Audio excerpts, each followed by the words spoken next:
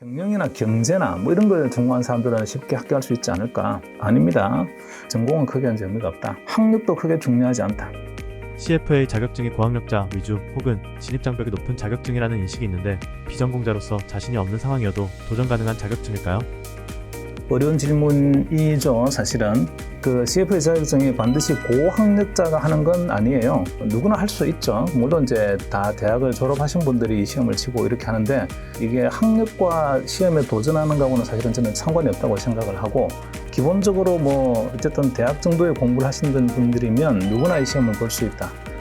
그렇게 진입장벽이 높지는 않다. 사실은 왜 진입장벽이 높다라고 생각하는 거냐면 내가 합격할 수 있을까, 거기에 대한 자신감이 없기 때문에 내가 이게 진입장벽이 높다 이렇게 생각을 하는데, 합격을 하는 거는 사실은 그 학력하고는 별로 상관이 없는 것 같아요.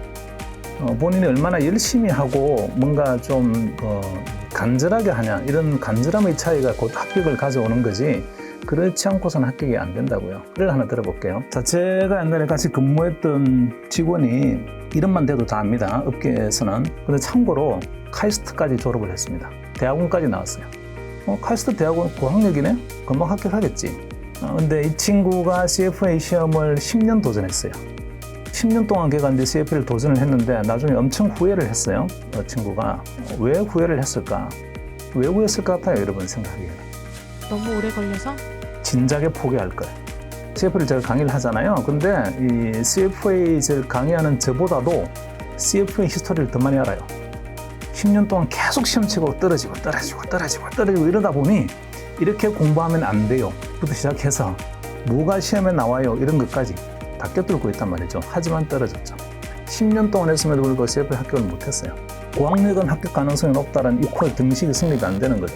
그러니까 사실은 학력은 문제가 아니라고요. 얼마나 간절하냐, 이게 이제 문제지 크게 관계가 있지 않다 이렇게 생각을 하고, 그리고 이 비전공자라는 개념에 이런 거 생각할 수 있어요. 경영이나 경제나 뭐 이런 걸 전공한 사람들은 쉽게 합격할 수 있지 않을까? 아닙니다. 경영이나 경제를 공부했다는 거 하고요, 시험에 합격하는 거하고는 다른 문제예요. 물론 경영이나 경제를 공부를 했으니까 조금은 익숙한 개념이다 이렇게 생각할 수는 있는데, 그거하고 시험하고는 완전 다릅니다. 시험은 시험에 합격을 하기 위해서 공부를 하는 거라서 누가 좀 더 요령 있게 뭐 효율적으로 공부하냐, 거기에 따라서 합격이 달라지는 거지, 전공은요 사실은 그게 크게 영향을 주지 않는다고요. 보편적으로 이게 이제 우리가 평균의 오류에 빠지는데, 이런 류의 전공을 하게 되면 합격할 가능성이 높지 않을까 보편적으로 생각을 하는 거죠. 근데 정작 합격한 사람들의 그 전공 한번 이렇게 살펴보게 되면 경영 경제 전공한 사람들 썩 많지 않아요.